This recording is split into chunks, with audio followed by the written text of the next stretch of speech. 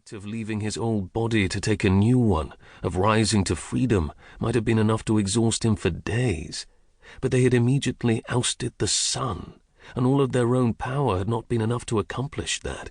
They'd had to steal the power needed for it, and sapped all their own strength in the process.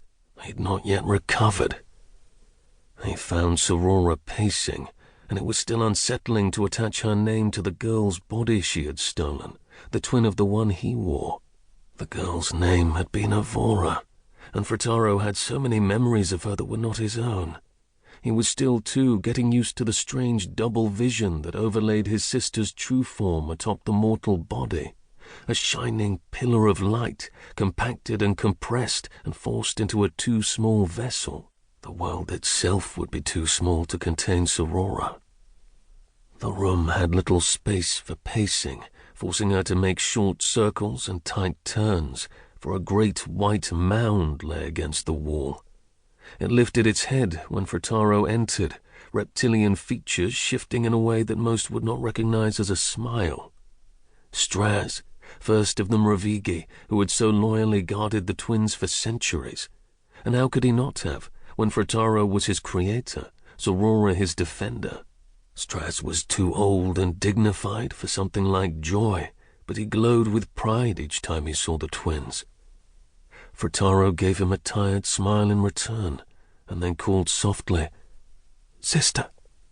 She hadn't noticed him, and her shoulders went stiff as her head swung around to face him. "How are you feeling?" A smile that was mostly a mask plastered itself on her face. She didn't mean for him to, but Furtaro saw the way her eyes flickered down to his hand, his left hand that hung open-fingered at his side. It wasn't for more than a second, was hardly even noticeable, but these mortal bodies were so unsubtle.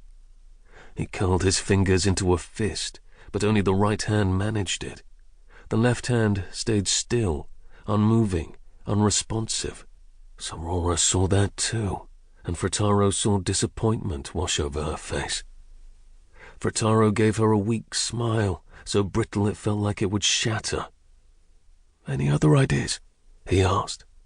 Nothing they had tried so far had given him the use of his left hand, the hand which, on his real body, his old body, had been destroyed by an enterprising group of traitors. He'd used his stolen power to seal off the damage and keep the destroyed hand from eternally leeching his power away. But ever since he had risen from imprisonment to take this new form, the left hand had been useless and unusable. Furtaro's power had always been to shape, to make something where there had been nothing, to pull beauty from ugliness, to change and twist and unfurl. His power had been to create with his hands, and now it was hand. It should not have been so. It felt disproportionate, but its absence had locked away half his power. His shaping was weak and ineffective, and left him sweaty and weeping and cursing. And because they were tied together, two halves of a whole, Furtaro's weakness made Sorora weak too. He knew weakness was one thing she could not abide. She walked the short distance to stand before him, and took his left hand, the useless one, using her own fingers to curl his into a fist. She held his hand there, between their stolen host bodies, and said soothingly, "I promised you I would make this right. Do you still have faith in me?" Before their parents had cast them out, they had shaped the world to their will, and their will had always been one. That had lasted centuries, trapped far beneath the earth with nothing but each other. Together, they had removed the sun. There was nothing they could not accomplish so long as they had each other. Furtaro had always believed it to be so. "I do," he said, because it was what she needed to hear.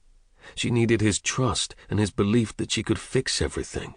They relied on each other as much as anything. It was how their parents had shaped them. He would always ask for her protection because she needed to protect him. She would always press him to creation, to creativity, because she knew shaping ran through his blood. They were two halves of a whole, and they would bend the world for the other, had bent the world.